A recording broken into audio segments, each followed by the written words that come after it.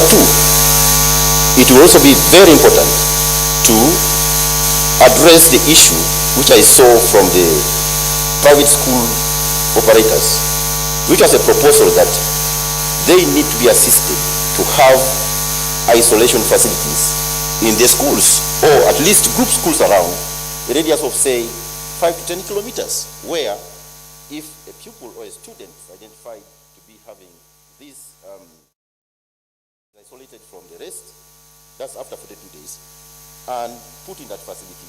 And that facility must be linked with the referral health system, so that the presence of sick students or teachers in schools is quickly linked up with evacuation.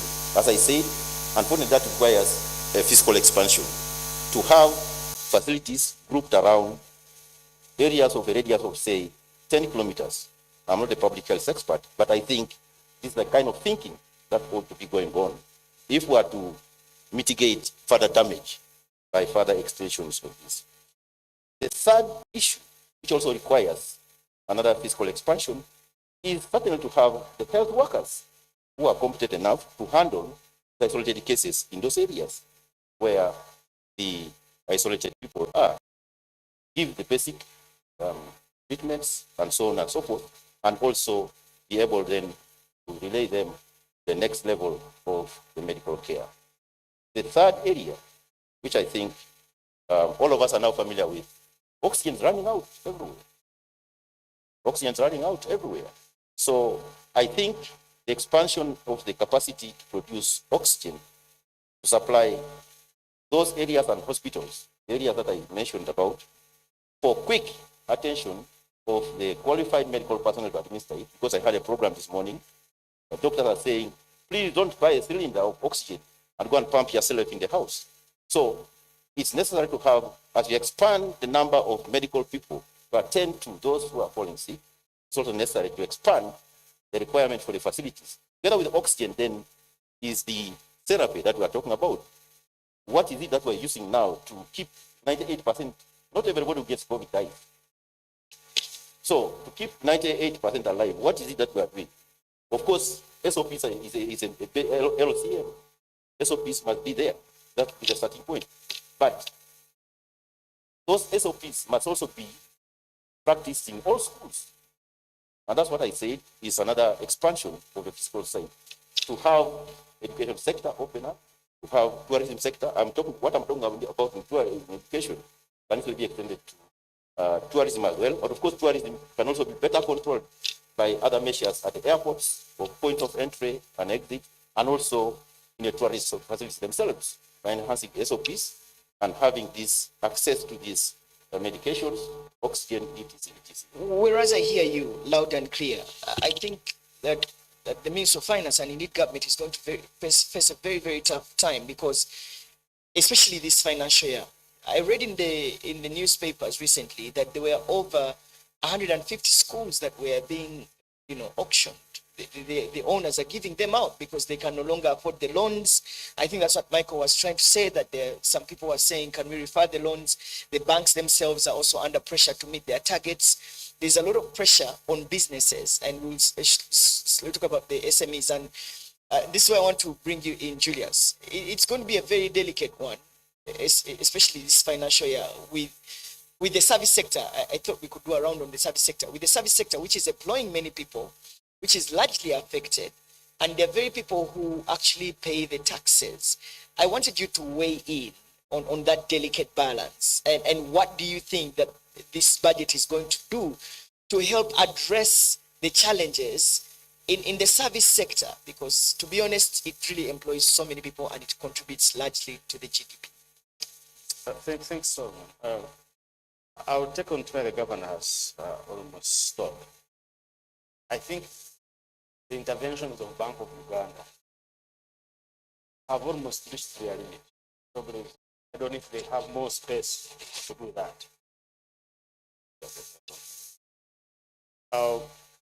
So the 60 billion that now is there for this service sector, what should we do? And I think for me, that's a very good starting point. One of the things I think needs to be done, of course, is can we provide relief to these particular sectors. And it goes to my point of, for any policy that we are developing, it must be specific to target particular areas or sectors that are heavily being affected by COVID. So it's not only education, but probably it's also these other small and medium enterprises. The only challenge that is there is, how do you do that? Which instrument can you do to ensure that it's not affected? In some countries, you go and buy these sectors. Hopefully, when you recover, they can be able to pay back and you recover your money.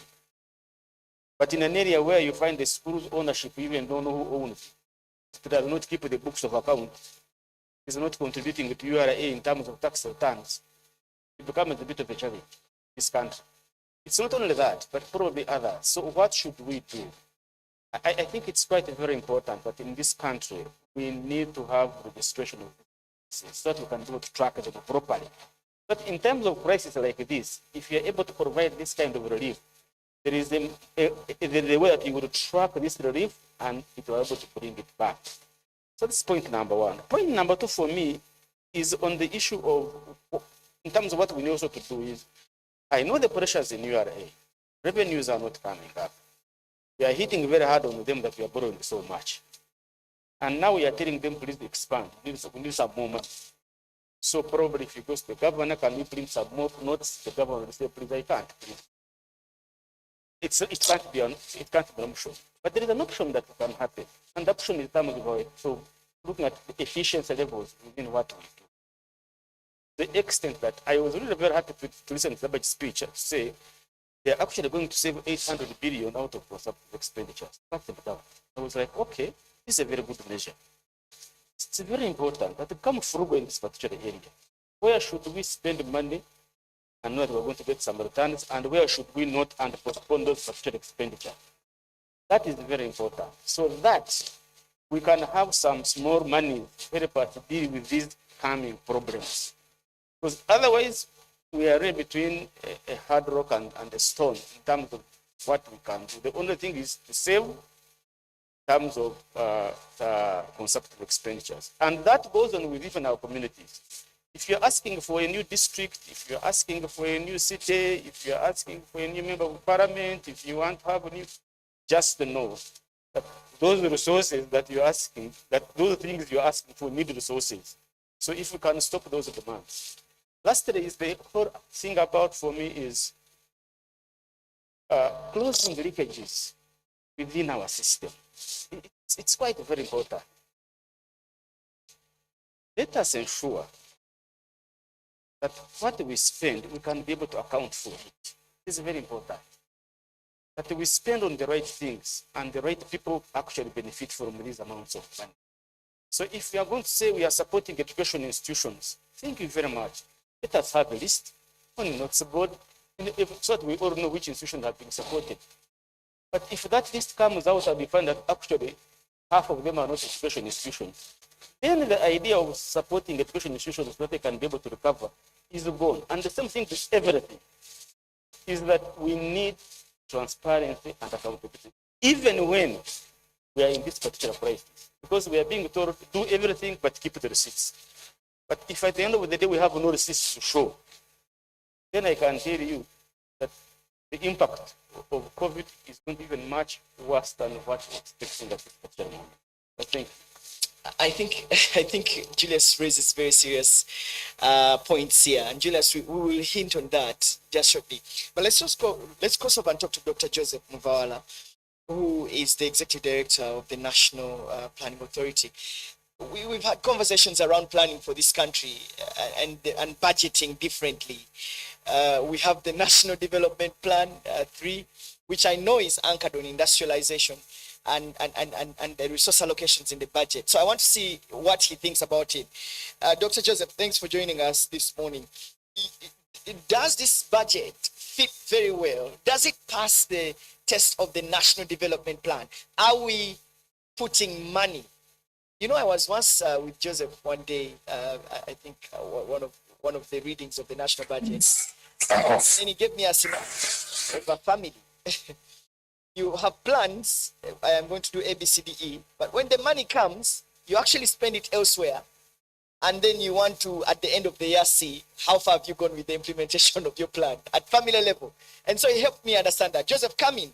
Do you think that this time around, the budgeting process has tried to fit into the industrialization agenda as detailed in the ministerial policy statement, the financial statement for this year's budget? Dr. Joseph.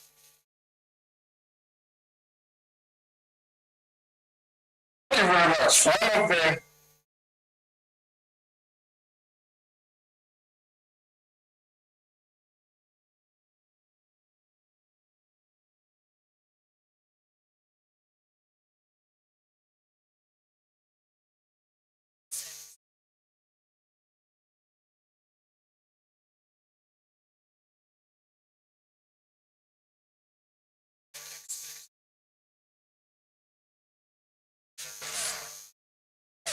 expect the budget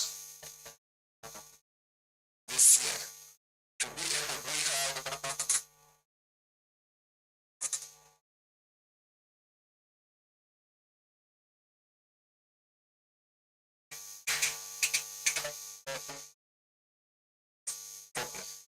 And I'm using the need to be fair, my colleagues. We have a discretion. Yeah. We have a discretion problem. We have the space that we need to be able to spend. We have made some expenditures fine, but it has not covered the most important parts of our industrialization agenda. Dr. Ching has alluded to the issue of maize. Produced maize. We're going to continue producing maize, but we have a standard problem. And we have not allocated money to standards. It means two spending producing maize and not be able to export. Why? Our budget, we have a wage, which is almost bloated. So when we get resources, the first call of our resources is wage. The second call of our resources is security. So what can we then win? So the issue right now that we need to do in the budgets of the different sectors is to prioritize. We must prioritize. Otherwise, I don't want justice. Not with the citizen.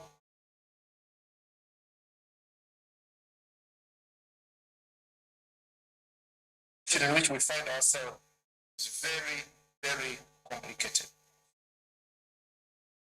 Internet, I don't know whether you get me now that. That exactly. Yeah, yeah. Just next time, and I need to admit that Dr. In my view, that this is down with this team, plans for this country, and yet your allocations are elsewhere. So you're spending a lot, about 5.5 trillion shillings into wages and salaries, according to this budget. You have the security again taking the lion's share, and he's complaining. He's saying, guys, we are thinking about constructing 23 industrial parks, as detailed in the National Development Plan.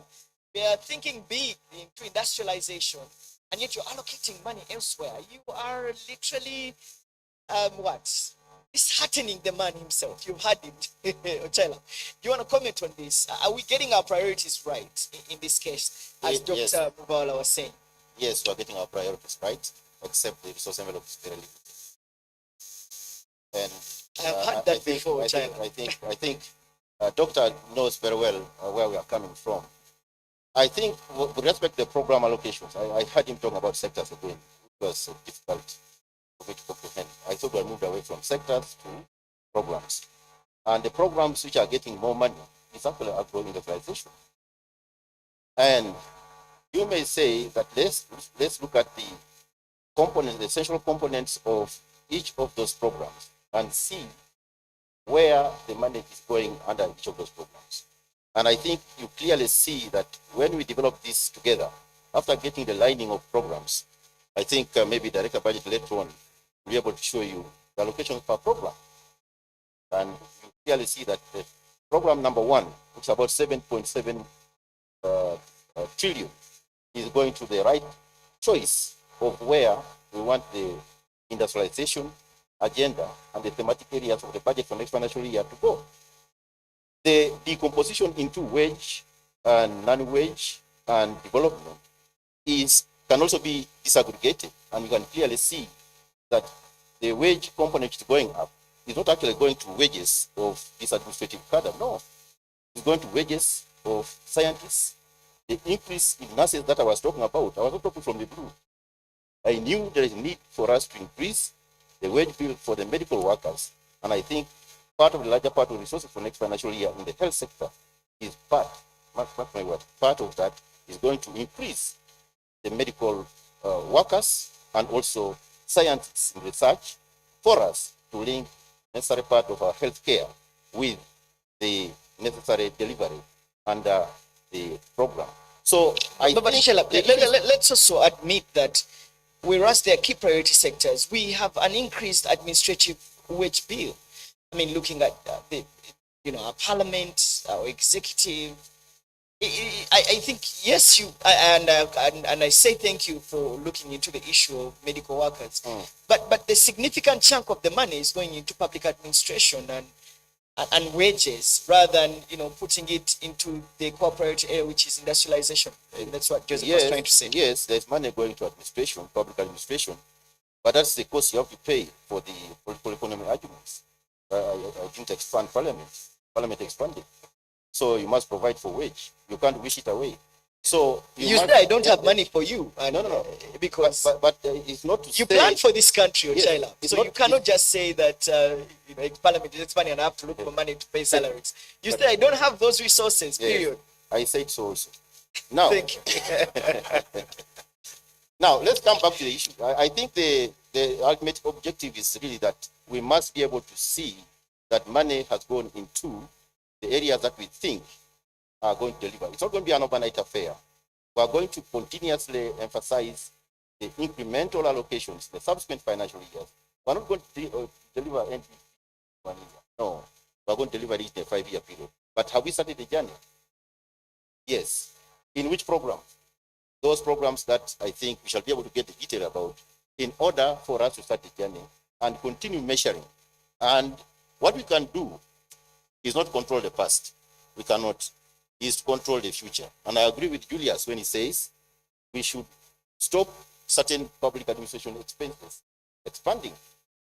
With respect to debt, I think we have no choice, because when revenue collapsed, we had to borrow more, not sustain the activities of the economy. So I think it's a kind of trade-offs you have to make when you're allocating resources to various competing demands. Patrick, we'll talk about debt in our last round.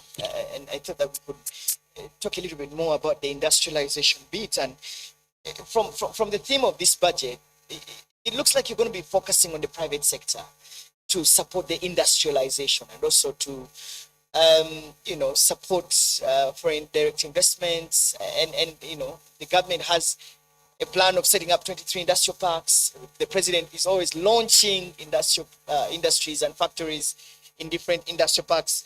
Michael, let me draw you into this conversation as BOU, but also as an observer on what's happening in this country. So the plan that government is looking at is to provide cheap capital to people who are going to be investing in industrialization. Patrick made that in his opening remarks. And let me just make it very clear in this budget. Part of the allocations that government is going to do, government is going to give the Uganda Development Bank a further 103 billion in this financial year, 2021-2022. And that's in addition to the already recapitalization that they were given. That's about 555 billion shillings, which was disbursed in the previous financial year. And that is so much to help small and medium enterprises affected by COVID-19 and other industries. They're also looking at, putting money in the microfinance support center to help the SMEs. But I also know that the agriculture credit facility under the Bank of Uganda is one that government will be injecting money. Do you think that these figures can go beyond text and become alive and can be used up by the people who need this money, and I'm not being pessimistic, and Ochalap is laughing at me, but I'm just trying to say, will manufacturers and people in the industrialization sector have an opportunity of getting this money? And I did an investigation into this, you know that, so I know exactly where this is. So do you want to lay Ugandans' fears of Ugandans and to the manufacturers out there who are looking for cheap capital, that this very money will actually be access to help them recover and help the economy to bounce back? Michael. Thank you so much. I think besides the demand sources, that's quite and what the budget has provided in order to meet it. Yes, as mentioned, the resources are very scarce. This is trying to show something that we are doing something, but in terms of the meeting the real needs, yes. So if you were to ask me, to address the issue of capital, now see, there are two issues here. There's working capital, and there's the issue of capital. Those two need different types of financing. What is happening in our economy today? Commercial banks that operate at the short end of the market, they mobilize 6, 1, 2 years maximum. Maybe now they got something.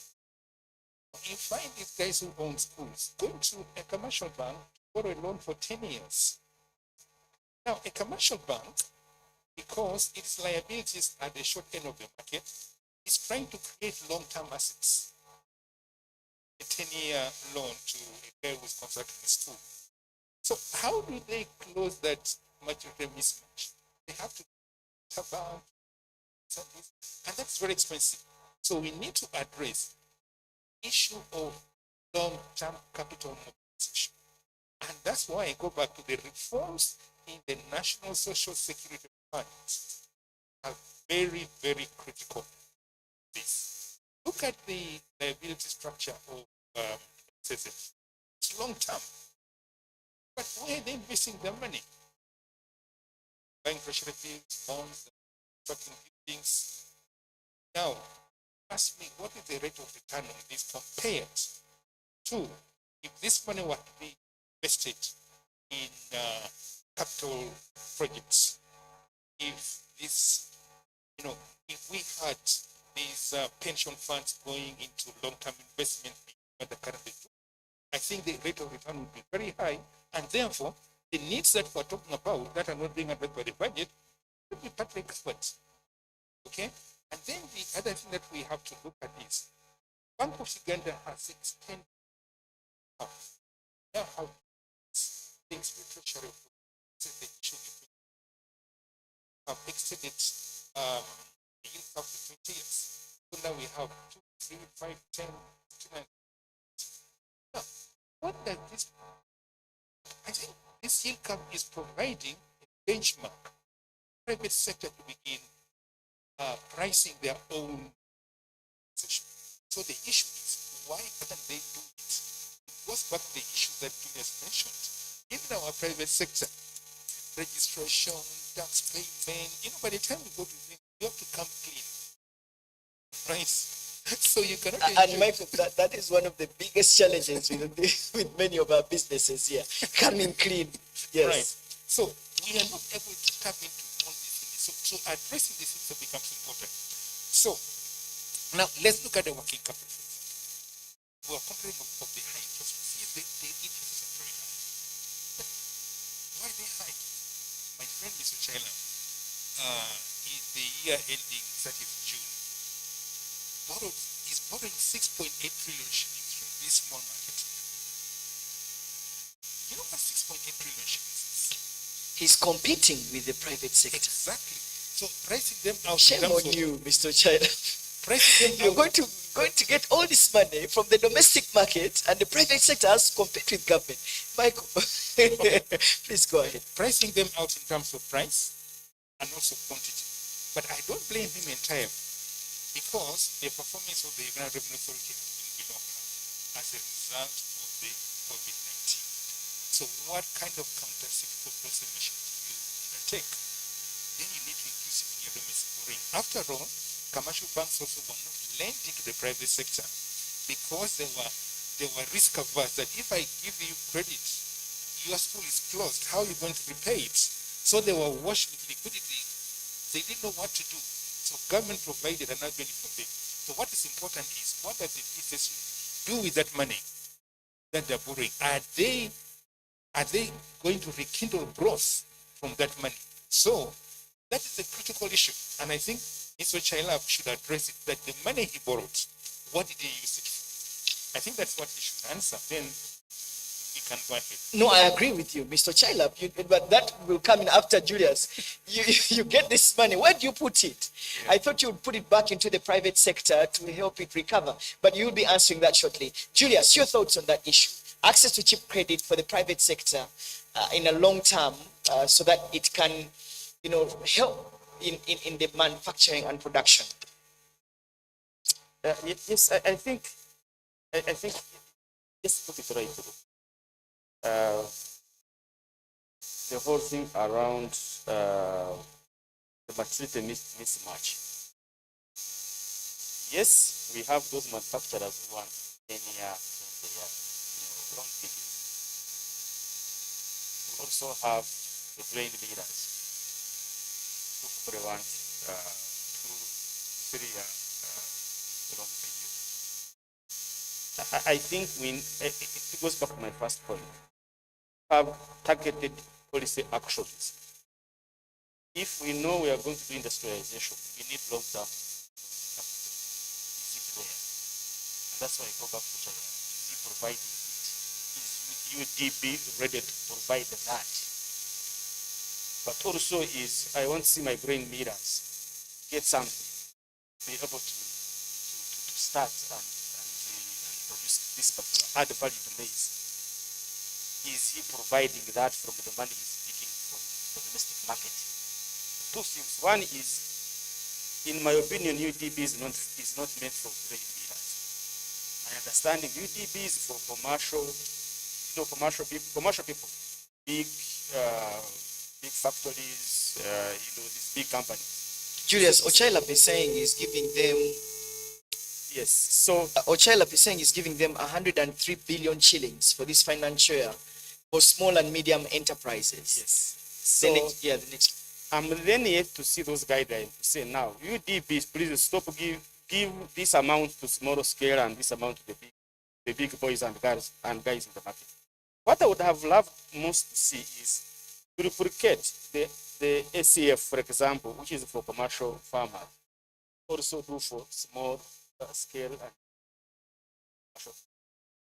Or to ensure that our microfinance support center or our Posta Uganda also augment them with such a kind of capital so they can target small and medium enterprise. Because for me, the big boys and girls in the market really, they don't have a big problem with credit. Some of them can actually even get it externally. Beyond here, they have the capacity because they have clean books. But if we go to our small and medium enterprises, you find that it's very strenuous really, for them to access even 2 billion. Because they will ask for you a TIN number, your registration, they ask for forms to be certified, a number of things which actually you're not even privy about. So it's quite very important that as we try to help, we should look at means of how they can access this money, but by the way, without defaulting, without defaulting, because this money is not free of charge. Take it, should be. So for me, the market, that's how I want to see it. Targeted options for those, for everybody who is small, medium, or big. I think that you raise a very critical issue, and I know that government injected some money in the microfinance support center for the Myoga program to help the small-scaled, the small and medium enterprises. And you're nodding in denial or in acceptance, Julius.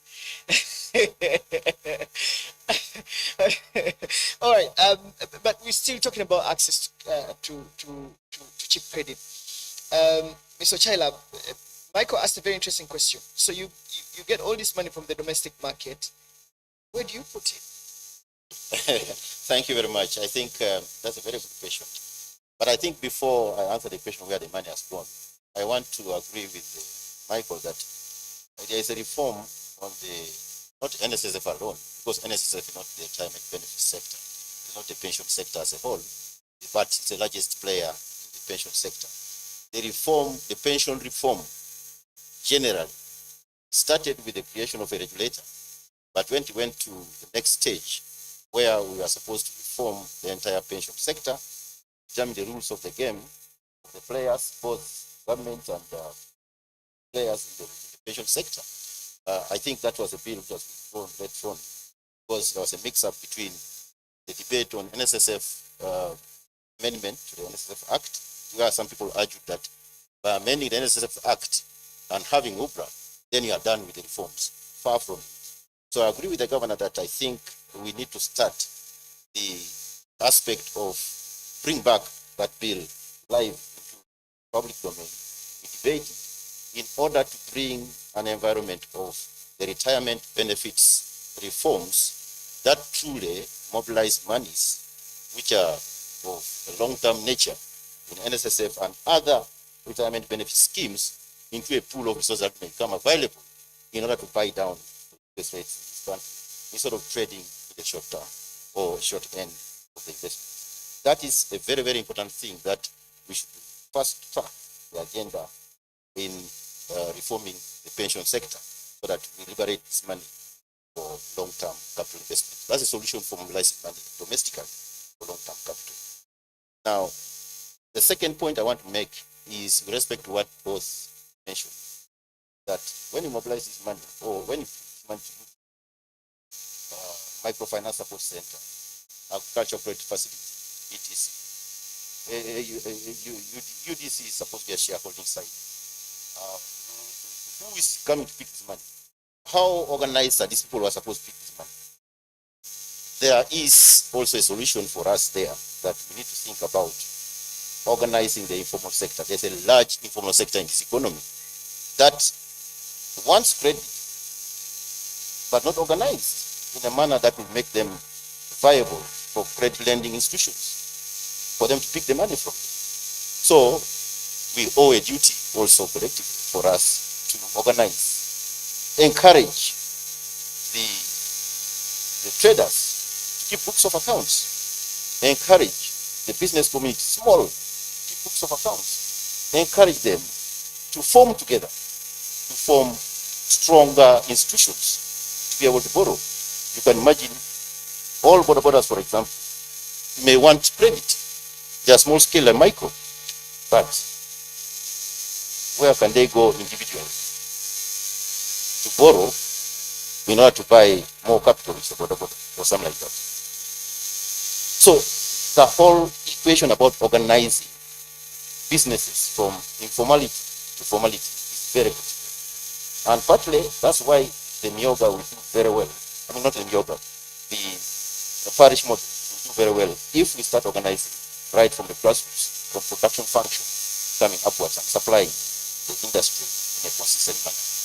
Now, let me go to the issue. Where does the money go?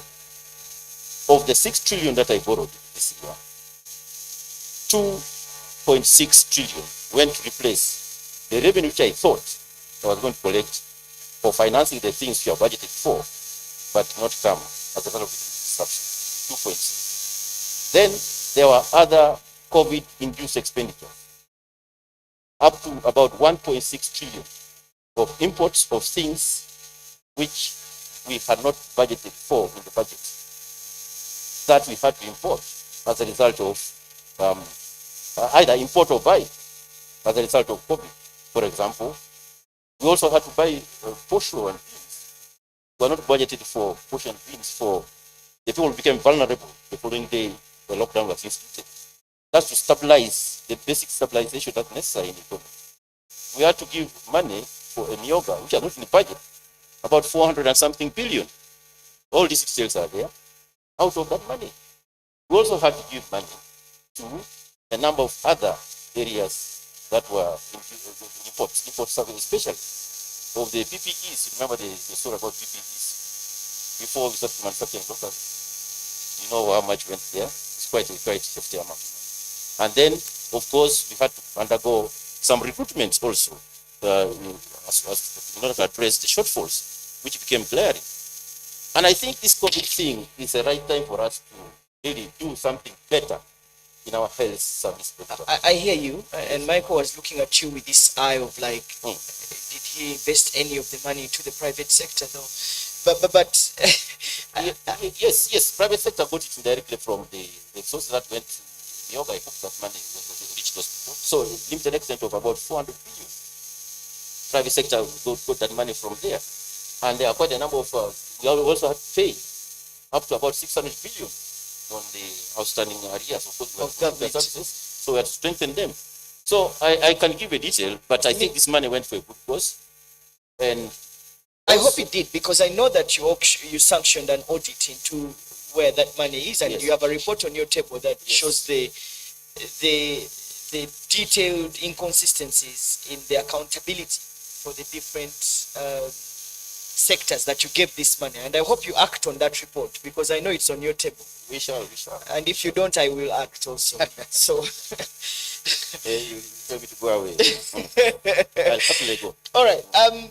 Okay. Let's talk about. Let me bring in the National Planning Executive Director, Dr. Joseph. You've really been hearing it closely from the gentleman here.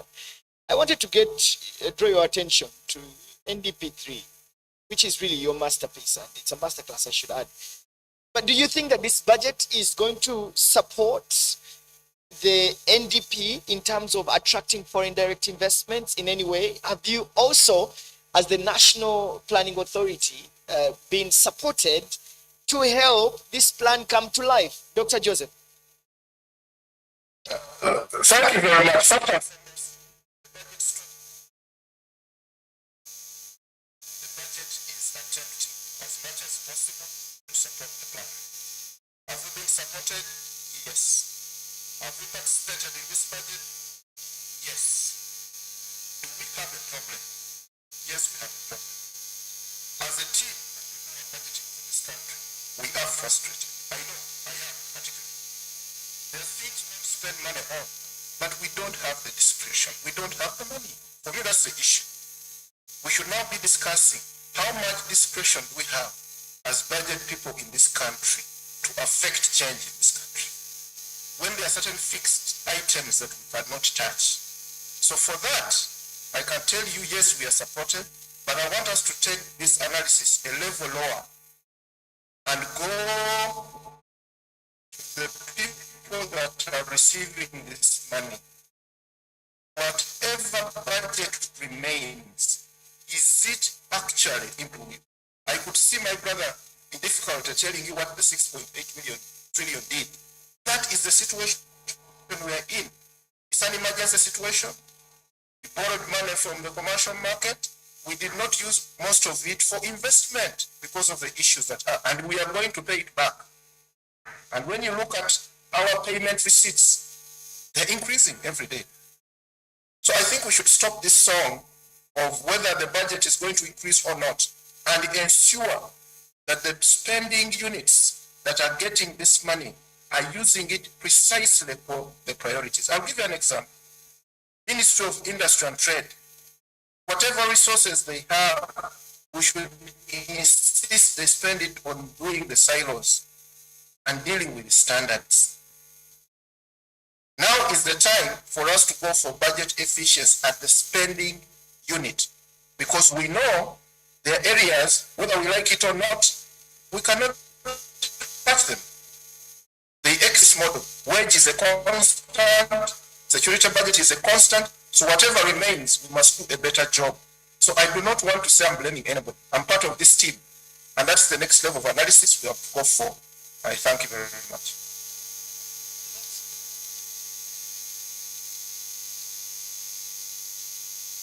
I agree with you that we need to then focus on how we're spending this money. But we'll just get there shortly. I thought that we could weigh in on debt. Now that we have talked about how Mr. Chailab and the Minister of Finance distributed money, part of which, by the way, there is 2 audit reports that have been done by the Auditor General and by the Minister of Finance into the COVID-19 expenditure. I don't know why Mr. Chailab hasn't released it to the people. I know that it's there. It's still classified, but you're validating, you're validating it. We'll get to it shortly. But let's look at where this money really is going to come from. And perhaps once we've understood where it's coming from, then it can help us really get serious with how we can actually spend it. And this is the last round of question for us. Let me break it down for our viewers. According to the Ministry of Finance, this is how the money is going to be bought. And so the budget is 44.7 trillion. Domestic revenue amounts to 22 trillion, of which 20 trillion will be tax revenue. Now, URA, its target has increased from 18 to 20 trillion, 20.8 to be exact. And the 1.5 trillion will be non-tax revenue. Domestic borrowing for this financial year, 2021-2022, is going to be at 2.9 trillion. So, as we're trying to recover from the from the money that Ochaila got from the domestic market, he's going back to the same domestic market to get an estimated 2.9 trillion. Then we are looking at the petroleum fund resources that amount to about 200 billion. Then we have budget support accounts, about 3.5 trillion. External financing for projects amounts to 6.8 trillion, of which 5.5 trillion is from loans. That means we're going to the international markets like the IMF, the World Bank, the African Development Bank to get money. So we're looking at an estimated 5.5 trillion shillings. And of course, the 1.3 trillion will be from grants. And money from local government goes to about 212 billion. And then domestic debt refinancing will amount to 8.5 trillion. Oh, it's interesting. And so I would ask Michael to weigh in, but why should I first ask Michael to weigh in? Let me first ask Ochaila, because you are the one who really broke down these things. You're the secretary to the treasury. So we're planning, but we don't see where to get money. We have to go back to the domestic market. Do you think the resource mobilization envelope for this financial year is feasible? In your view, then I can bring in Michael and Julius to weigh in. Thank you. The domestic resource mobilization strategy is consistent with the financing requirements for the NDP3 programs for the second year running, but for start of the program approach to budgeting. 8.5 trillion, let me start from down there. It's actually rescheduling of the payments, which fall due. So it doesn't come as part of what we actually spend on the actual expenditure side. It's a reorganization of debt such that whatever matures are issued with fresh debt and all of it. The only thing which comes up for expenditure is the interest rate at which I'm rolling on. And of course, that's what Dr. Ting said. It's also growing, and we all know it's growing. So it is not the financing coming to pay for the infrastructure projects or what is coming to replace the financing.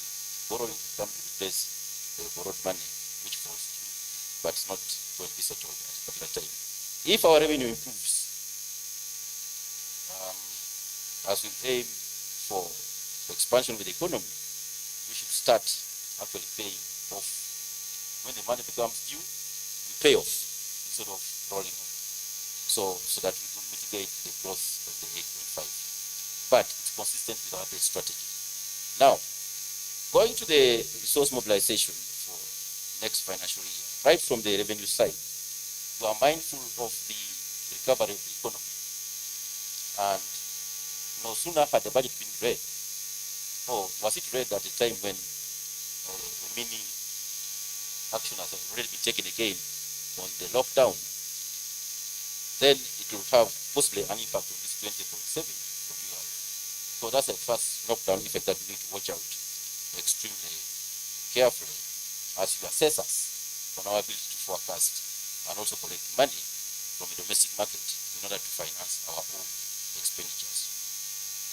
the rest of the expenditure, 2.9 trillion actually, is we're falling back to the position pre-COVID situation of domestic borrowing.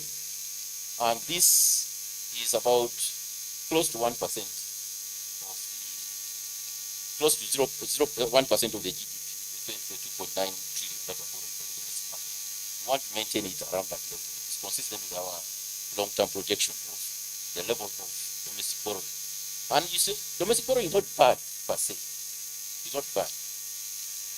Because it's not bad. It's not Mr. bad. China. Domestic borrowing is not bad. And I think Dr. Ting will come and support that. Because if you assume a situation where...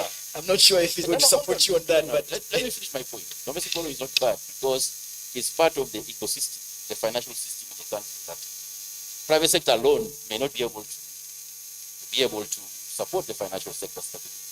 But this domestic borrowing is equally good in order to balance out other macroeconomic parameters with respect to financial sector stability. So 2.9 is well calculated and assessed to be a reasonable level. In fact, this was a level we were pre-COVID, but when COVID came, that's when we jumped to 6 point something this financial year. But otherwise, pre-COVID, if you check in the books, you find that we have gone back to that level of domestic borrowing because we're mindful of the need not to impair the private sector in its borrowing.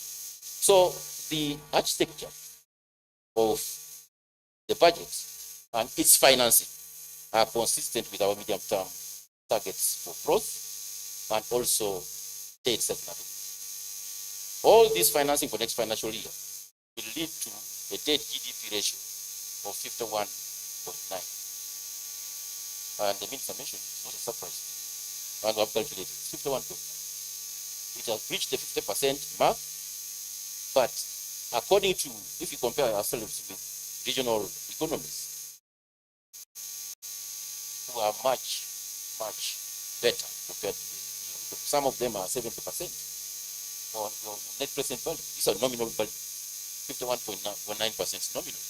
Other countries, or even on net present value, discounted cash flows of debt, they are much higher than 51.9%. So we think our debt position is quite consistent with our growth target and also consistent with the level of economic performance that we target. Let me bring in Julius because he's the expert on debt really on this issue. Julius, listening to Mr. Chilab, he's telling us there's a lion coming, but don't worry, it's not going to eat you up. You know, I got it all together. But it's coming, it's approaching. It has increased from 49.8 and he's saying it's coming closer at 51, but don't get worried. We're still in a very comfortable zone. Julius, do we need to get worried because of this debt? You see, previously I had said that the 50% threshold for me was not a very big issue. Why? Because the levels in terms of mobilizing resources that we need and the times of appetite to spend that we had were really, there was a very big gap. But also considering that in the COVID period, there are those expenses you have to make to survive. And I think that was the first thing. So getting 51.9%, I'm not surprised. And if you go in another third, fourth lockdown, might even go even further than that. But what is my biggest problem, Pastor? I think for my biggest problem is not because of the debt rising, but the way we rise it. Is where I want us to put more efforts. Is that even if we hit 100% debt to GDP, what are we actually utilizing that money for? And I think Michael asked that and said, where is the domestic, where are we putting the domestic loans we are getting, where is it going? Where are we putting it? And for me is, number one is we need to address issues to deal with our absorption capacity. That the money we borrow, we have the capacity to absorb. That's number one, because when the Auditor General tells you that some projects are actually not absorbing all the money, then you have a problem. That means that he is paying for loans that have not been disbursed. So we need to deal with that. The second thing we need to do, Julius, that's a big issue. That's a big issue. There is and I looked at the report that CSBAB released too on that issue. We are paying interest on money that we have not even absorbed. I mean, and that's not our figure. It's the Auditor General's figure on what we are paying on the money we have not disbursed, and the Secretary Treasurer definitely knows about that. And why is it so? Because we have some challenges here in this country. First is you want to start a road and you have no right of way. Because you thought actually you can pay off people and you put a road, but somebody has a shrine or is ground, the cemetery there. And even if you give them $1 trillion, they don't care. They just want their ancestors to remain in peace. Those are the kind of things that actually have delayed most of our projects. So you go to project redesigning again and all others. So I think it is very important that before we get this money, we are prepared to move on. Let me deal with on the domestic debt. I think domestic debt, the domestic borrowing, for me is the commercial banks definitely will not give us money, the ordinary people around, because they know there is somebody who has the huge appetite for it and they can pay back. So you keep the money, even if you keep it half of the year, because you know the end of the year he's coming to pick that particular money. So in terms of the speculation, you know that the government is going to come and borrow money from you. So instead of borrowing to Julius and you start running around him all the time to pay back, you know there is a treasure that is not going anywhere. You're able to pay back. So if we could project and encourage government to look for external financing, which is consensual, because they have the capacity to negotiate than me and you. We cannot negotiate with the Zimbabwe. We can't negotiate with the Kuwait Fund. You can't negotiate with the African Development Bank. No, but the government can, because they have the capacity. And try as much as possible to leave the domestic market for private sector. And I think that would slightly reduce on the cost of debt. So for me, really is the debt issue is on how we are utilizing it. Thank you. Thank you very much. Michael, weigh in on this. Thank you so much, Solomon. I think this is a very hot potato. I agree with the PSST that, and also with Julius, that looking at the debt GDP number for 21-22, 51.9, I think there's a business case for it. I think we don't argue against that. This is moving from nearly 50% in 2021 stroke 2020 stroke 21. So there's a business case for that. Now the assumption, of course, if you look at it, Solomon, is that in the medium term, this trajectory of debt GDP is going to come down, right, to below 50%. So if that is the case, then it makes sense. But so where's my caveat on this? My caveat on this is the assumptions that have been underpinned on this debt GDP coming down to 50%. It's assuming that growth in GDP is going to take place, right? And also it assumes that we're going to mobilize sufficient revenues to finance the repayment of this debt, and that we shall have sufficient forex to repay the external debt. So there are three key indicators that we're looking at. Debt GDP, what's going to happen to your GDP going forward? And what's going to happen to your revenues? Already, currently, for every 1 shilling that we're collecting in tax revenue, 30 cents is going for the servicing of debt. Can you imagine the impact of that on health and education and whatever? It could have been substantial. Debt servicing is consuming every 25 cents from every $1 that we're getting. So these are the assumptions. So there are risks around that scenario. The upside risks include the fact that, one, I don't think to what extent all these oil and gas, these oil agreements that were concluded recently, right? And the fact that it's leading to the final investment decision, if that takes place, then you are going to have probably much higher GDP growth. So that is the upside risk, right? That it could actually be better than we think. And then, of course, this animal called COVID-19, if the treatment, if the vaccines, come on board, everybody gets immunized, the 4.8 million, we are back, we open education, schools are open, tourism is open. Of course, that one will be in a comfortable position. So I've no problem with the 1.9. But at the same time, there are downside risks. And the downside risks here are, one, the tightening of the financial conditions in advanced countries. Right now, we are having significant offshore players in our domestic securities market because interest rates in the advanced countries are very low. So you find every participation, every treasury bond auction here, you find banks looking for $20 million to sell, right, for participants for foreign participants to participate in the market. And that's having an impact on the exchange rate. Some will be asking, why is the rate so strong these days, right? We are seeing lots of offshore players in the market, right? So you find that the rate as of yesterday was 3,620, right? So all these other flows and particularly offshore are contributing to this. Now the challenge is inflation is beginning to increase in advanced economies. So depending on what the central banks do as a policy response, should they raise the interest rates? And then these guys will here say, wait a minute, where should I invest my money? Uganda or in the US? Then they might reconsider and then say, okay, fine, I'm going to move that. So that's going to be an impact on that. So that will cause a problem. And you could have a depreciation, and that depreciation could have an impact on the shilling value of the debt. That's one. Two, this vaccine, the treatment we're talking about, already we are, at the time we were doing this budget, we were not thinking of second lockdown. Now, the second lockdown has come. I don't know the intensity and the duration of it. What happens to it? And then, of course, you look at the other financing sides also. Your domestic revenues are increasing from 18 trillion to nearly 20 trillion.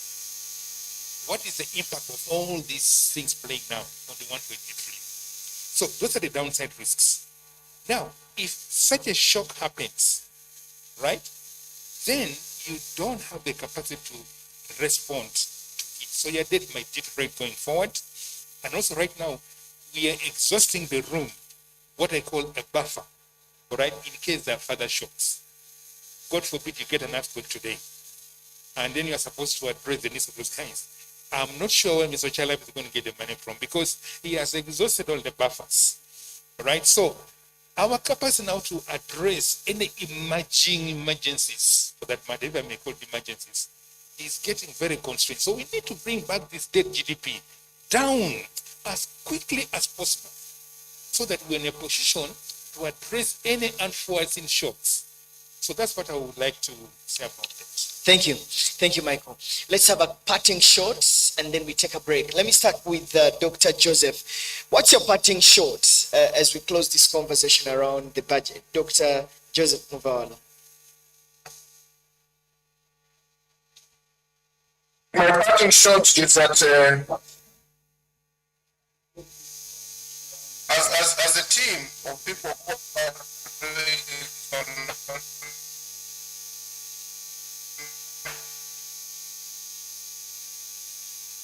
management in this country, we are doing, and therefore, I'm not so much worried about the debt GDP ratio. We had to have some level of debt, given the condition we're in. We had to borrow, we had to spend. We now have to go back internally because the devil is in the detail. The devil is so much in the detail. The issue of utilization of our debt is critical, and Patrick knows it. We have some spending units for whom we are cancelling loans. 1, 2, 3 loans are cancelled in a spending unit, but the managers of that spending unit are still the same. For me, that's why I have a problem. If I am in charge of NPA, I'm a spending unit to deliver something, and I am not doing it well. For God's sake, why is my contract still running? I should go home.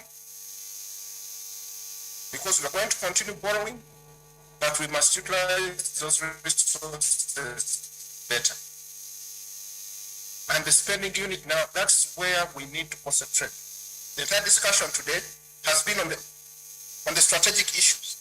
I would like us to have another discussion on the detail in the spending units. That's where we're going to get it right, because we're not going to get more money quickly. We will not have the discretion. We're not going to change COVID right now. We must ensure that whatever resources we get, we spend it well.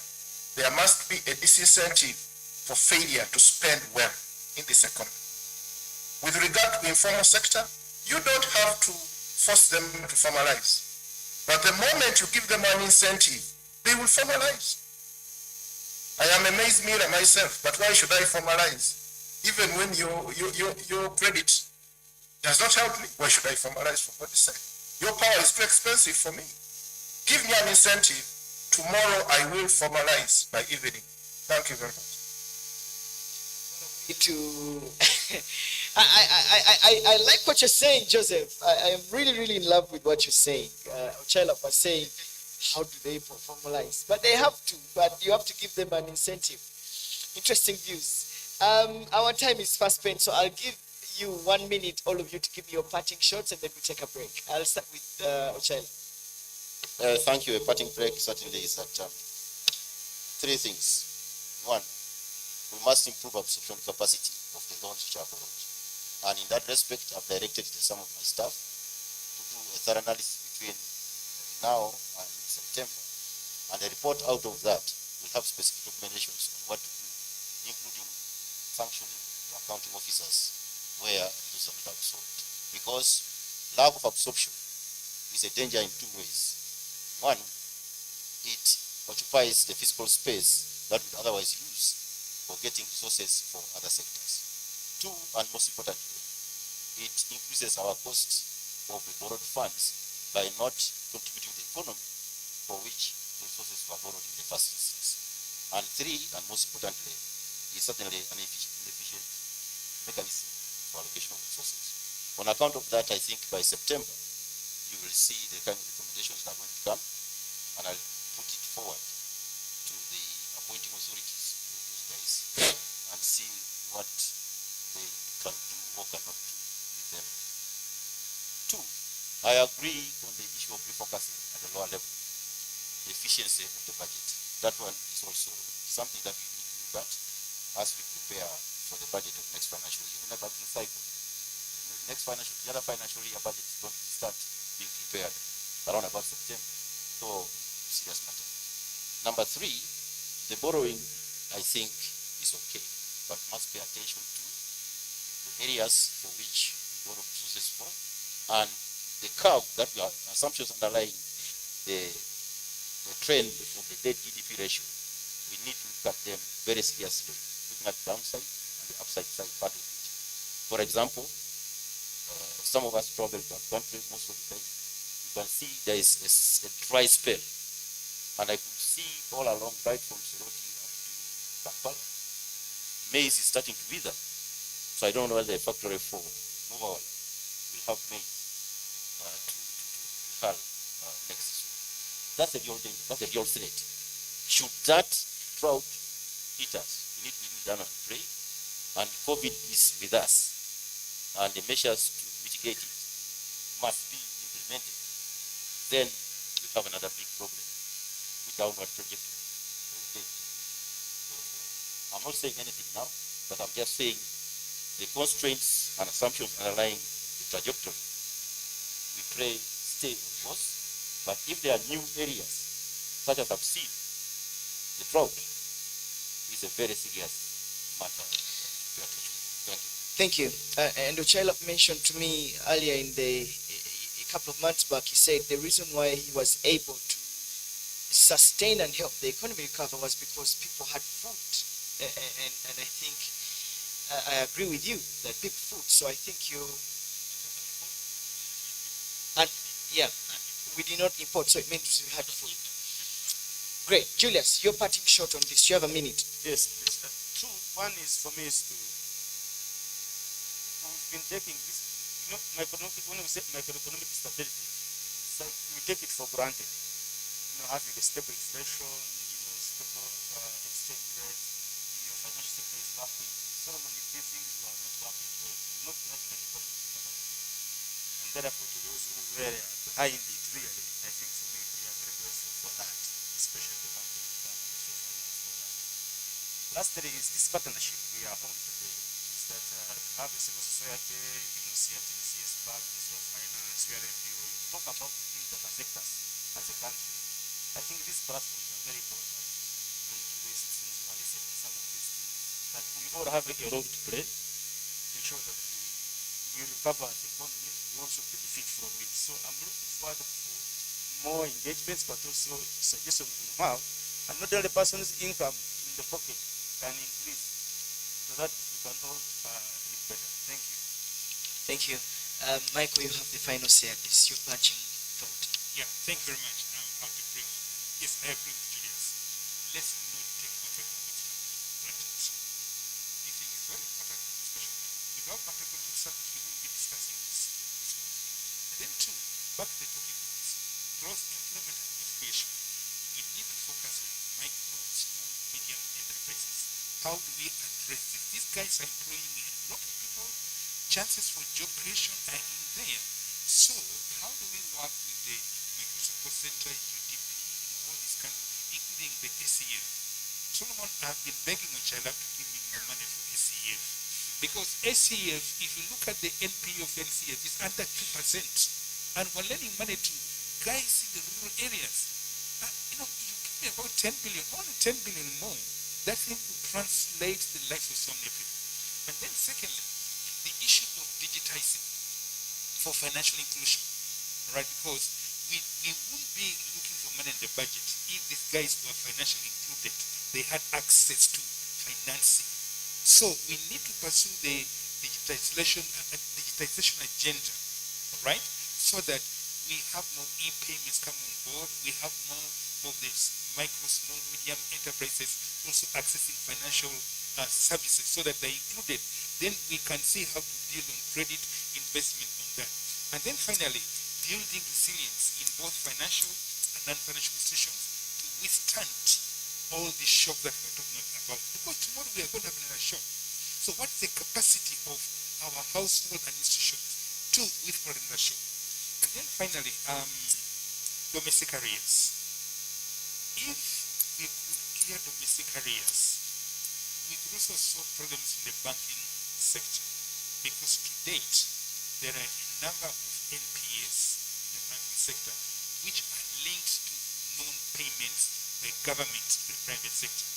So I know Mr. Chalab gave some little money in the budget, but if we're talking about restarting growth, another increase in domestic arrears will go a long way to restart growth. And then of course debt, mindful of GDP, can the GDP we are creating raise taxes, raise exports to finance themselves? Thank you. Thanks. Thanks, Michael. Maybe we can just switch off your mic. Ochela, Michael has concluded in two things that for me I take home. One is that you need to pay domestic debt. Why aren't you paying people? Why aren't you? Service providers are crying. There's no liquid money. You did well during the COVID-19. Pay people. Why don't you pay them? Pay people. Pay. You took their services. Pay for them. I got it for another 400 billion next financial year. And that's what I have verified. Because also the payments, some of them are claims. And claims need to be what? Verified. So until I verify, I can't pay. But I verified 400 billion. I'm happy to announce I'll pay 400 billion next quarter, beginning next month. Okay. And also you give Michael money in the agriculture credit facility. Michael, how much is Ochela giving you?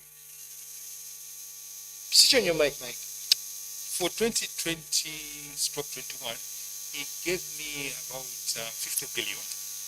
But if you look at the number of applications seated in Bank of Uganda, because of this high success of this thing, the number of applications is so huge. I think we have nearly half a trillion. And the thing, Solomon, just be on record, the performance of this thing is extraordinary. It is a concept that has been proven. It has been established that it can work. So our aim is to grow that thing, and when it's mature enough, move it out of Bank of Uganda, just like we've done for the Deposit Protection Fund, the Institute of Bankers. So we're nurturing and then with the view of growing it out. So Mr. Chaila, if you could give me more money, I would really hasten that progress. Thank you. Discussions go on. Ochaila has had. Hopefully they can add you some money. Michael Atingiego, Deputy Governor, Bank of Uganda, thank you very much for sharing your thoughts. Let's give him some love, guys. Julius Mukunda, Executive Director, CS Bank, thank you. Let's give him some love. My friend Ochaila, Patrick, PS at the Ministry of Finance, let's give him some love, guys. Thank you very much, Mr. Joseph Muvawala, Doctor. Thank you very much, Executive Director for the National Planning Authority. Thank you. We love you. Thank you very much. Negatively affect or rather conserves biodiversity and environment. So we therefore promote coexistence of both the oil activities and the environment. While regulating this, both the environment and social aspects, we ensure that all oil companies or oil activities that are undertaken both by their contractors but also the oil companies themselves are undertaken in a manner that is compliant to the environmental laws and the social laws within the country, but also taking into care the international best practice. The PAU and as the government of Uganda, we have ensured that environment and social protection is one of the things that we look up to. It's really up there. And we've done this through a number of environmental laws that have been put in place. We've worked together with the partners. For example, the National Environment Act has actually been updated. We now have a new act of 2019, which replaced the one of 1995. And one of it was to ensure that, one of the objectives was to ensure that the oil and gas aspects are actually embedded into the act. As we all appreciate that the first commercial discovery in this country was actually in 2006, and yet the National Environment Act at the time that existed was 1995. Hence, most of the environmental laws and regulations had not actually been embedded within the law as it was being crafted back then in the 1990s. But currently we have the new law, the National Environment Act 2019, that takes care of not only oil and gas, but sound chemical management and also climate change. We have the petroleum waste management regulations that have been put in place to ensure that the sector is well regulated, especially the petroleum waste that we're getting out of the drilling fluids and the drill cuttings. In the exploration phase, we were faced with the challenge of how to dispose of the waste that had been generated, and most of us saw that first took a precautionary measure of storing these wastes in a certain place, in I think 4 consolidation areas within the Alberton Graben, and then later on, the very first hazardous world-class facility actually was put up in the country, and it's found in Nyamasoga, but we also have other facilities. One is in Nakasongola that took on this waste, and today we have the petroleum waste management regulations that will now help us to ensure that these are taken on seamlessly. Many management tools have been developed within the country. The strategic environment assessment was developed in 2013. We have the Alberton Graben monitoring plan that was also developed and currently is under review to enable it to be updated. We have operational guidelines within the wildlife areas that have been developed. Environmental sensitivity atlases have been developed for Maction Falls National Park, Semuliki National Park, but also for the entire Alberton Graben. And these are tools that help us to actually ensure that environment and social protection is undertaken. Not forgetting the environmental and social impact assessments that are undertaken before any project actually occurs. And majorly, these have been undertaken for all projects, including the major projects we are moving into, Tilenga, ECOP, and Kingfisher. I must say that Kingfisher and Tilenga, together with ECOP, we held their public hearings and people gave their views. These were incorporated into the final ESIS, and now we have NEMA has actually approved Tilenga and Kingfisher. We are awaiting the approval for also the ECOP and the Tilenga feeder. Quite a number of benefits have been actually, would I say, achieved, not only on the environment, but also on the social side. On the environment, I've already mentioned that we now have waste management regulations. The regulations have been updated. We have oil spill regulations being developed, but also we have had facilities coming up. This country never had a hazardous management facility. To date, we actually have this. We've also achieved the fact that technology, we are now embracing new technology.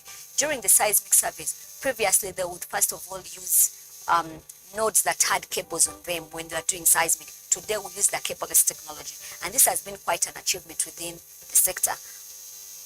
On the social side, we have seen a lot of improvement, I must say, within the last 5 years. We are having 600 kilometers of roads being tarmacked within the Alberton Graben, and more will be tarmacked when we move down to developed into the eco districts. We are seeing improvement of housing. People, when if you went there a few years ago and you see the houses today that are there, the banking sector, look in the economy within Hoima, almost every bank has opened up a branch in that area, and that shows that the economy is actually coming. We are having social livelihoods of people improving, because right now the nutrition of people has actually improved. NBS happening now. Well, a very good afternoon if you've just joined us, and thank you so much for joining us for the Post-Budget Speech Conference 2021. We're discussing the budget under the theme Industrialization for Inclusive Growth, Employment and Wealth Creation. A special thank you to all our partners, including the Ministry of Finance, the Uganda Revenue Authority, Accord, Siatini, CS-BAG, OD. Thank you guys for organizing this event and for making it possible. And we want to say a special thank you to all the technical team behind this production. We are live on NBS, we are live on NTV, Salt TV, Smart 24, BBS, and URA TV. Thank you for joining us from wherever you are. We're also live on different radio stations across the country, and your voice matters. So be part of the conversation. Go on Twitter or Facebook, tag me in. I'll be able to sample your views and comments shortly. So listen, we are going into the final session of it. We'll take about 30 minutes on this, and then tomorrow we'll be coming back with more. So Bishop, join us tomorrow same time for the program. We want now to speak to the private sector. We had earlier on spoken to government, but are these things really viable? The investment in the private sector, which by the way government is eyeing to stabilize the economy and push it forward through the stormy waves of the COVID-19 pandemic. So I thought that we could talk to the private sector. And let me introduce my panelists this afternoon. We have Mr. Everesto Kayondo, who is the chairman, Kasita. Mr. Kayondo, it's always an honor sitting right next to you. Thank you so much for joining us this afternoon for this discussion. Let me also introduce Mr. Kayemba Deo, who is the deputy chairman for the Uganda Manufacturers Association. Mr. Kayemba, thank you very much for joining us this afternoon. We are privileged to have you. Let me also welcome Daniel Joloba, who is the managing director and co-founder for Roboni Group. Thank you so much for joining us, Mr. Joloba, this afternoon. All right, I'll ask if you're speaking, you can please put on your microphone and then you can speak. So, listen, you have heard it from the people who do the planning, who do the allocations, and who do the implementations, and who manage the fiscal and monetary policies. They were here. We want to take the conversation to the businessmen, the people in the businessmen. And I want to start with you, Mr. Kayondo. At the peak of the COVID-19 pandemic, the people you represent, the traders downtown, I'm speaking about the people who own shops, the retailers, the people in Chiembe right now, whose businesses were closed for quite a while and struggled. And even when we're going through the 42-day, many of them are still struggling because people are not buying anymore. We used to buy from Bulu, Arua. Certainly their businesses were struggling. Do you feel that government, and indeed this budget, is going to help the people you represent? Mr. Kayondo. Thank you very much. Indeed, it is a very big challenge. Everyone, because COVID came as a bombshell. We didn't expect it to be this big. It started when we thought maybe it was short-lived. And at first we thought it would be just in China. And that is it. Although China is a very big trade partner with Uganda. And you should appreciate that most of our businessmen source their merchandise from China. But before we could know it, then it spread even to other countries, and movement was restricted, and finally we had a lockdown. So the first challenge which we got when we got the lockdown was the rents.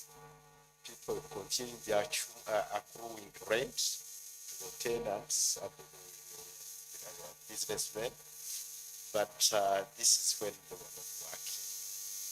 Besides, even banks continued their accruing interest during the lockdown period, and you can be aware that what happened was the loan restructuring, and they were allowed to pay, but pay later as the interest was also being approved. Now, this became a very big problem because we thought there could be a round table talk between government, which had passed the resolutions of lockdown, then the landlords who are saying they were also suffering because banks continued accruing interest on their loans, and the banks themselves, because seriously people up to now it is a very big impact because people had eaten up their capital, and at the end of the day when we opened we could see people thinking about closing business and leaving town. As we talk now, the occupancy level has dropped of arcades. You will see most of these arcades are now at about 50% occupancy. And this is something which is very much worrying, and you can imagine where we are heading. Especially now we are not talking about this second lockdown, we are talking about what happened and this impact of the previous systems. So this budget definitely, even before it happened, we had asked government to make a very humble request and intervention, and they make sure that at least they could make a declaration that banks, so the landlords should not accrue interest during the time when people were not working. But government was very silent about it, and they never rescued the traders. What the only advantage we have got, because previously people were scrambling for rentable space, and they could do what they call goodwill. Now goodwill can't happen because space is already there.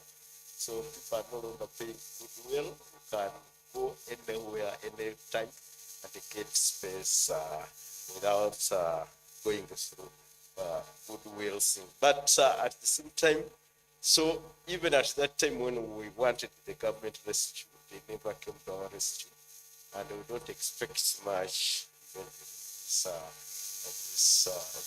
budget allocation, because they are not allocating anything. And talk about the stimulus package.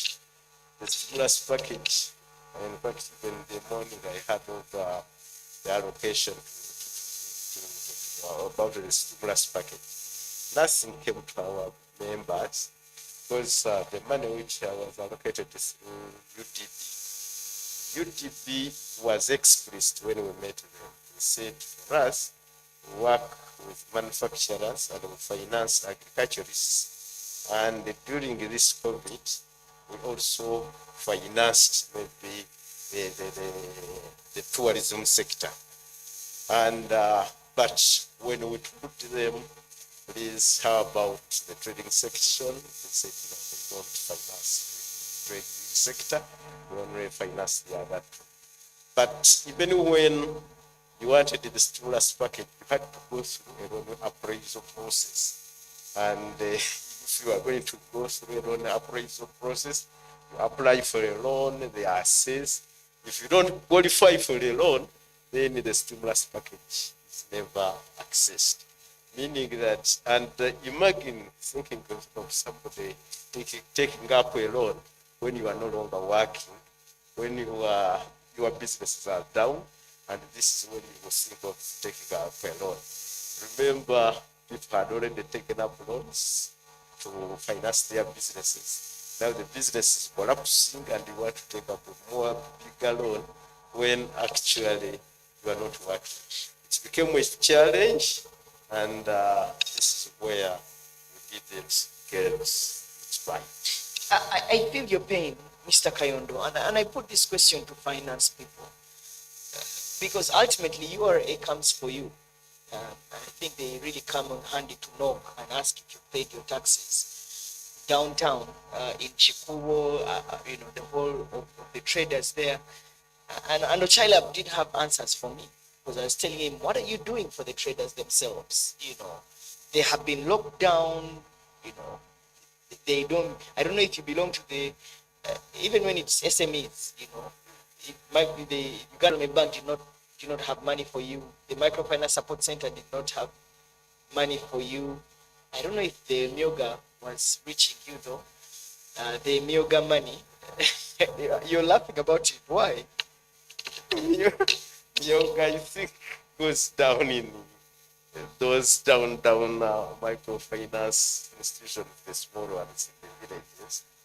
Nobody from Kampala. I think the allocation is currently in Kampala or in business with businessmen. It is for yoga, it's for the small timers, the micro ones. The micro ones. So you didn't have anywhere to go except to commercial banks? Absolutely, yes. Okay. So let's see how this budget is going to support you in a way with allocation of money. Ochaila Pia just told us today that they have allocated over 100 billion to the small and medium enterprises in the next budget. So let's see how that goes about that. I'll come back to you shortly. Deo, let me bring you in as the Uganda Manufacturers Association. Clearly, you've had it from Everasto here, who is saying that the microfinance, the Uganda Development Bank was given this money, about 550 billion shillings, and it was supposed to help manufacturers like you during the COVID-19 pandemic. And again, Ochalap is telling us that they're going to more recapitalize the Uganda Development Bank as the Minister of Finance to extend capital to you, the private sector, for you to be able to start manufacturing and help the economy recover. Are you optimistic? I wouldn't say I'm very optimistic. Let me get back to the COVID fund, which was put in place, the first place. This money was put in UDB. It did help us a bit. Some industries which were struggling managed to access some of this money. And the new industries that were coming on stream to support the COVID pandemic, like sanitizer manufacturers, were able to access this money. But as earlier said, this money is not a fund meant for a pandemic like COVID. You have to apply for this money like normal loan. You have to find security. You have to go through the process. And the process of obtaining this money is not different from the usual commercial banks that where we get money. And two, the cost, although a little lower than the commercial banks, it's still very high. The range of 12 to 14%. So, as a manufacturer, we also have challenges of access, and the fund is very small. I think we need to redefine when we say SMEs or industries. We need to redefine what SME or a medium-scale industry in economy the size of Uganda is. When I go to UDB, I'm not going to ask for 100 million. I'm going to ask for 3 billion, 5 billion. So in a bank that has been given so little money, the impact is very small, and that this money goes to a few companies and to drive that.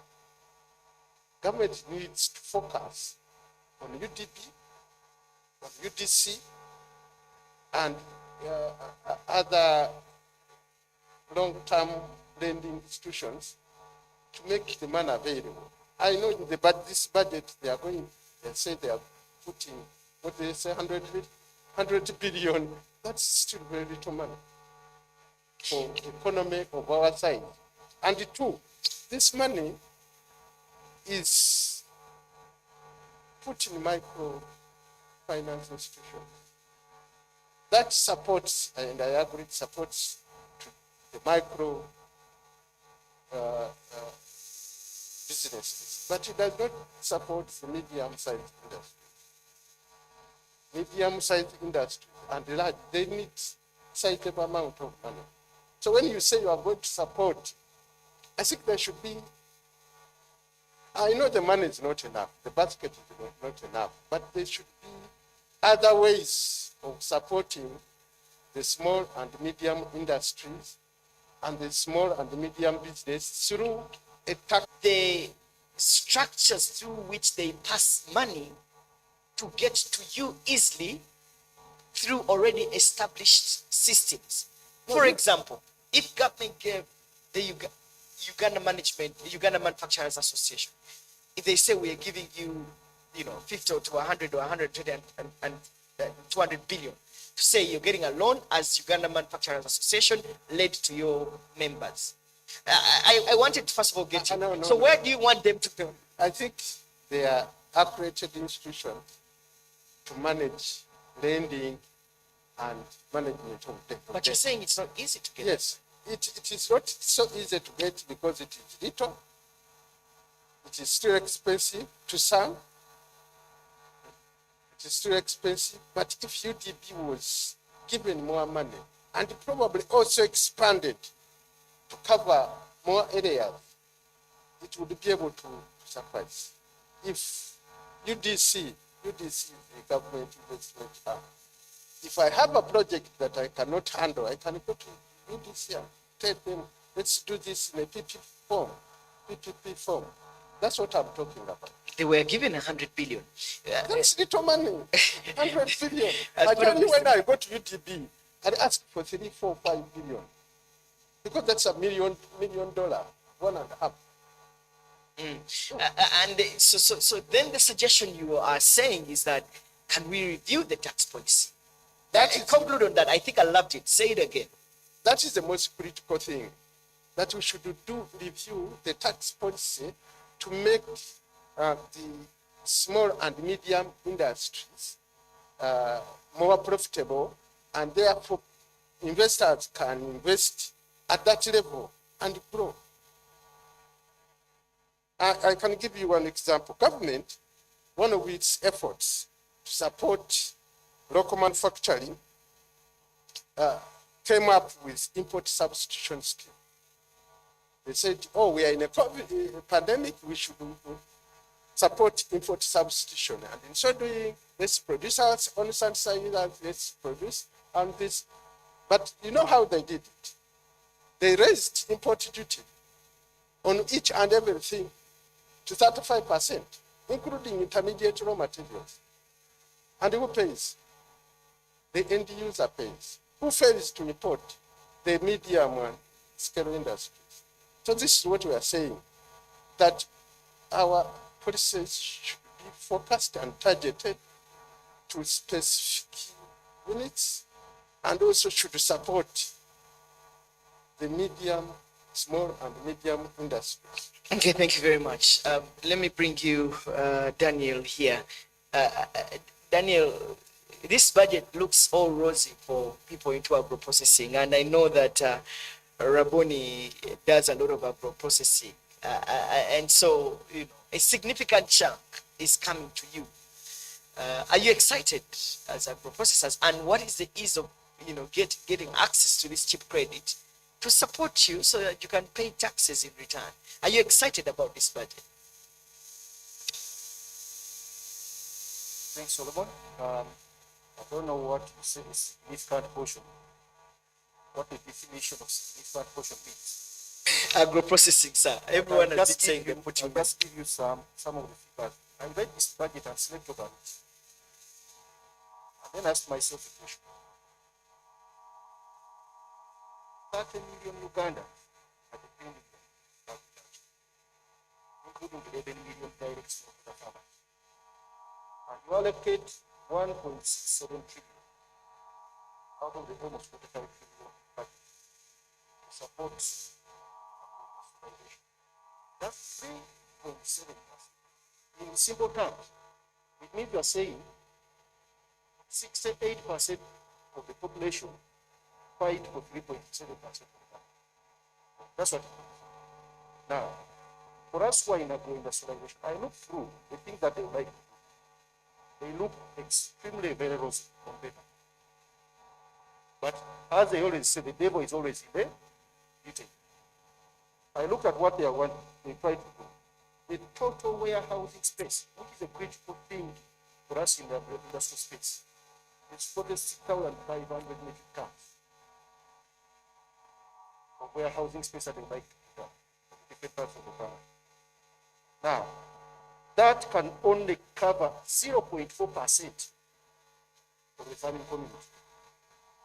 Now, how rosy a picture is that for somebody who is trying to develop their industrial space? We had a big shock here for us. The maize that was growing does not die at the border. It doesn't die on the trucks. It dies right at the farmer level, where the farmer picks the maize, and chicken are sleeping in that maize. The goats are sleeping in that maize. I was in Kiriandongo talking to some smallholder farmers the other day. Farmers do not have simple things like tarpaulins. Just a simple tarpaulin. What do? They'll put that maize right on the ground. But what does the government do? Oh, we shall put food safety systems at the borders.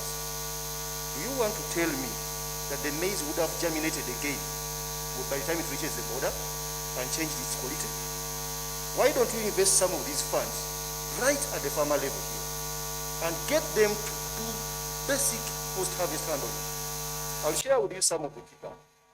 We are trying to get these farmers to earn money. For us, we want to get grain from them and process and then sell it to the other market. But it's a big problem in aggregation. You send a truck to move around, and it typically take a week just getting 30 metric tons. Why? Somebody has 1 bag, another one has 2 bags, another one has 3 bags. And then the metric tons that you are putting up can only cover 0.4%. If you multiply that by 11 million, it will take us 236 years just to cover 11 million farmers. And that is on the assumption that no more additional farmers are put onto the market. There is no additional population of farmers. So where does the resource allocation go? Do you actually mean what you say by putting the funds to help this agro-industrial space? It's a bit different. Now, coming to us who are in the agro-industrial space, I like what Dr. Atigebo mentioned, but it's begging for money to put in the SCF. I've been in the line, in the queue for 3 years for the SCF fund, but I simply can't access it. What do? I go into the commercial space where somebody is going to give me money at a very exorbitant rate to put up a warehouse. A good warehouse of 3,000 metric tons will take me $325,000. Yes, EAGC standard warehouse, $325,000. Now, for an SME, where do you get that kind of money?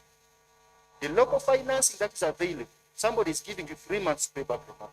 The moment you touch the money, the next month they want their interest. Now, what do? I operate at that very, very small level.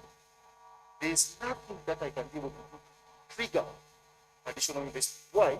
The financing that I can get is so short term and so costly that I can only operate at a very, very small space. If the SCF is available there, for me to recoup that $325,000 will take me 10 years. But you are giving me money which you want me to start paying next month. Are you trying to grow me or are you trying to suffocate me? Those are the questions that you should ask. Wow. Wow. Wow. My brother, you brought it home. What do we do? What do you advise government to do moving forward to support you? The solutions for these things are not obvious. The question is, are you willing? Are you actually winning? Let me go. The government can say we don't have enough resources in the program, but there are other fiscal incentives that are put in place. If you went to the commercial bank and told them, if you lend somebody in this, depending on what you want to do, and I see here the theme of the budget is industrialization for inclusive growth, and I put an underlying word, inclusive. Inclusive means you are trying to bring everybody into the space. Now, simple things like giving them an incentive. If you lend to somebody who is in this processing field, we shall give you a tax incentive of this amount. The banks will sit down and do their calculation and say, where do I benefit? Do I benefit by lending to government? Do I benefit by lending to companies that are doing this? Then they'll take a decision. You don't have to have the money, but you have the power through the fiscal incentive that you can give them. And they'll respond.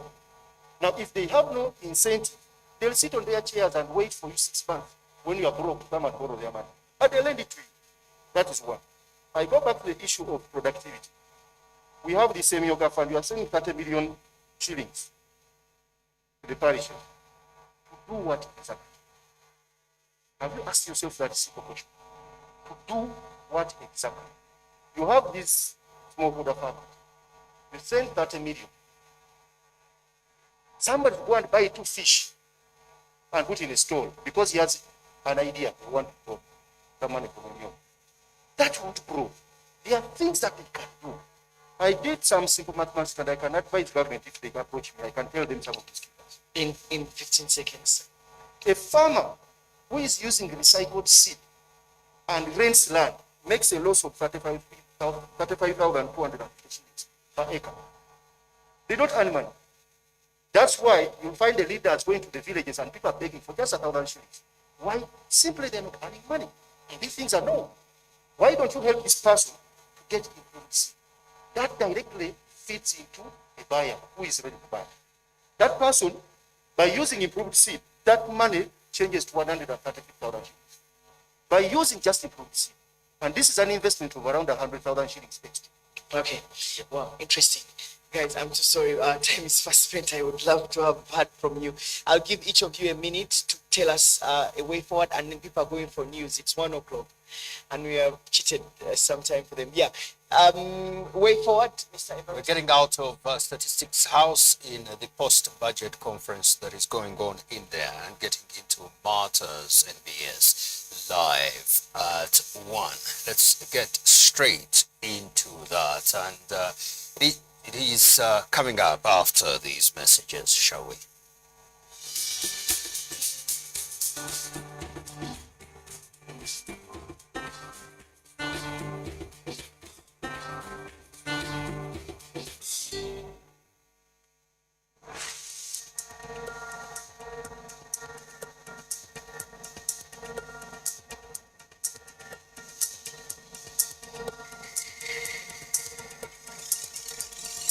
Live at 1. Brought to you by Airtel, the smartphone network.